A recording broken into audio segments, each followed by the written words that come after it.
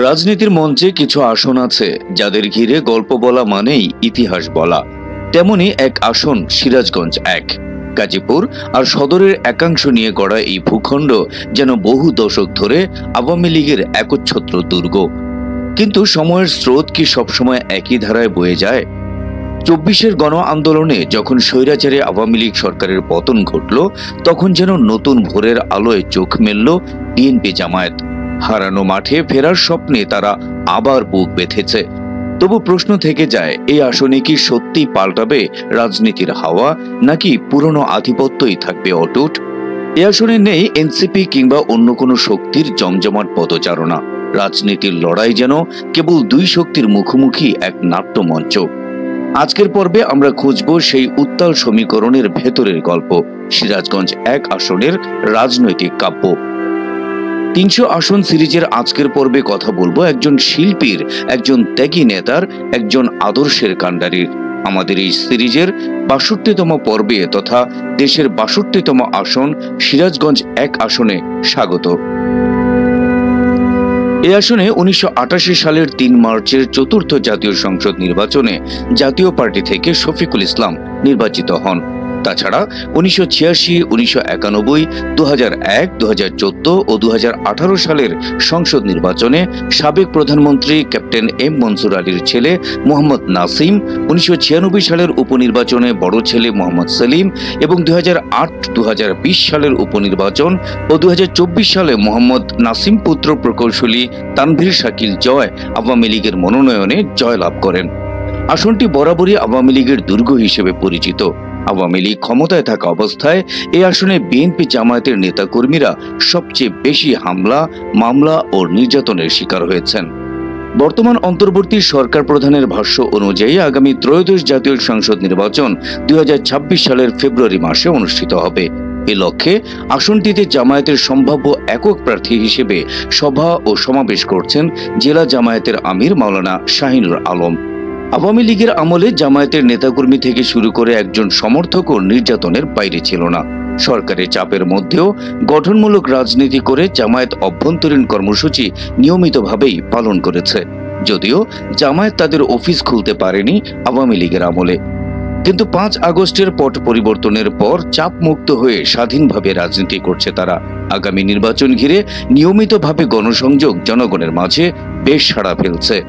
অপরদিকে বিএনপির দলীয় মনোনয়ন চেয়ে মাঠ চষে বেড়াচ্ছেন জাতীয় পুরস্কারপ্রাপ্ত জনপ্রিয় কণ্ঠশিল্পী রুমানা মুর্শেদ কনকচাপা, জেলা বিএনপির সহসভাপতি নাজমুল হাসান তালুকদার রানা ও উপজেলা বিএনপির সাবেক সভাপতি সেলিম রেজা।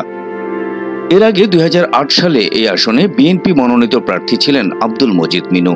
তার মৃত্যুর পর উপজেলা বিএনপির সাবেক সভাপতি সেলিম রেজা ও জেলা বিএনপির সহসভাপতি নাজমুল হাসান তালুকদার রানা হাল ধরেন। কিন্তু ২০১৮ সালে আওয়ামী লীগের হেভিওয়েট প্রার্থী মোহাম্মদ নাসিমের বিপরীতে বিএনপি থেকে মনোনয়ন পান কণ্ঠশিল্পী কনকচাপা। তবে আসনটিতে আওয়ামী লীগের একক আধিপত্য ও তাদের নেতাকর্মীদের অস্ত্রের মহড়ায় নির্বাচনী এলাকায় প্রবেশ করতে পারেননি তিনি। পরে নির্বাচনী প্রচারণায় বাধা, ভয়ভীতি প্রদর্শন ও প্রাণনাশের হুমকির অভিযোগ এনে বগুড়া শহরের একটি হোটেলে সংবাদ সম্মেলন করেন কনকচাপা। কণ্ঠশিল্পী কনকচাপার শৈশব কেটেছে গাজীপুরের মাটিতে। এই মাটিতেই মিশে আছে অনেক স্মৃতি। পৈতৃক বাড়িটি অনেক আগেই যমুনা নদীতে বিলীন হয়ে গেছে। তবে আমি মনে করি গাজীপুরের প্রতিটি বাড়ি আমার নিজের বাড়ি, বলেন কনকচাপা। কনকচাপা বলেন, ২০২৪ সালের ৫ আগস্টের আগে আমি একজন শিল্পী হিসেবেও কোনো কাজ করতে পারিনি। আগামী জাতীয় সংসদ নির্বাচন সামনে রেখে গাজীপুরের প্রত্যেক গ্রামে যাচ্ছেন এই শিল্পী। দফায় দফায় তাদের সঙ্গে বৈঠক করছেন। এতে সাধারণ মানুষ ও স্থানীয় নেতাকর্মীরা স্বতঃস্ফূর্তভাবে সমর্থন জানাচ্ছেন তাকে। দল এবার মনোনয়ন দিলে ধানের শীষ প্রতীক নিয়ে বিপুল ভোটে জয়লাভ করবেন বলে তার প্রত্যাশা। রুমানা মুর্শেদ কনকচাপা বর্তমান বাংলাদেশ জাতীয়তাবাদী সামাজিক ও সাংস্কৃতিক সংগঠন জাসাসের কেন্দ্রীয় কমিটির যুগ্ম আহ্বায়ক এবং সিরাজগঞ্জ জেলা বিএনপির সদস্য হিসেবে দায়িত্ব পালন করছেন। এছাড়া বর্তমান অন্তর্বর্তী সরকারের সংস্কৃতি মন্ত্রণালয়ের ট্রাস্টি বোর্ডের অন্যতম সদস্য হিসেবে দায়িত্ব পালন করছেন তিনি।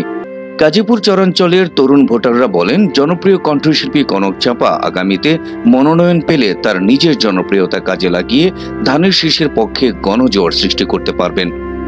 জাতীয় নির্বাচন সামনে রেখে তিনি রাজনীতিতে সক্রিয়, মাঝে মধ্যে এলাকায় আসছেন, তার সঙ্গে সব শ্রেণীর মানুষ যোগাযোগ করছেন।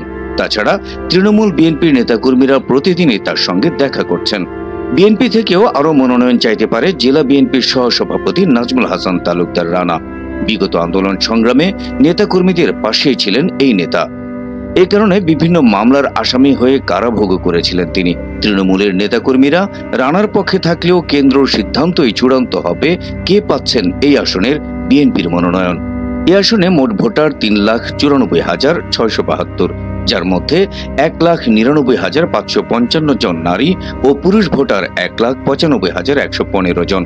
এই আসনে ২ জন তৃতীয় লিঙ্গের ভোটারও রয়েছেন। যমুনার বুকে গড়ে ওঠা গাজীপুর আর ঐতিহ্যের আলো ছড়ানো সিরাজগঞ্জ সদর, এই আসন শুধু রাজনীতির সমীকরণে সীমাবদ্ধ নয়, এটি ইতিহাসের এক জীবন্ত দলিল। নৌকার দাপট, মুক্তিযুদ্ধের উত্তরাধিকার আর জনতার আস্থা মিলে বহু বছর ধরে এই মাটি ছিল আওয়ামী লীগের অজেয় ঘাঁটি। তবু ইতিহাস আমাদের শেখায় কোনো দুর্গই চিরস্থায়ী নয়। ২৪-এর আন্দোলনের পর আজ নতুন করে প্রশ্ন ভাসছে বাতাসে, বদলাবে কি ভোট হিসাব, নাকি এই মাটির মানুষ আবারও আঁকড়ে ধরবে তাদের পুরনো আস্থার প্রতীককে? সিরাজগঞ্জ এক আসন, তাই এক মহাকাব্যের নাম। এখানে ভোট শুধু সংখ্যা নয়, এটি যমুনার ঢেউয়ের মতো অদম্য ইতিহাস, স্মৃতির ভাঁজি লুকানোর সংগ্রাম আর মানুষের স্বপ্নের প্রতিচ্ছবি। কে হবে আগামী দিনের প্রতিনিধি, তার উত্তর খুঁজবে পুরো জাতি, আর অপেক্ষায় থাকবে এই আসনের প্রতিটি জনপদ।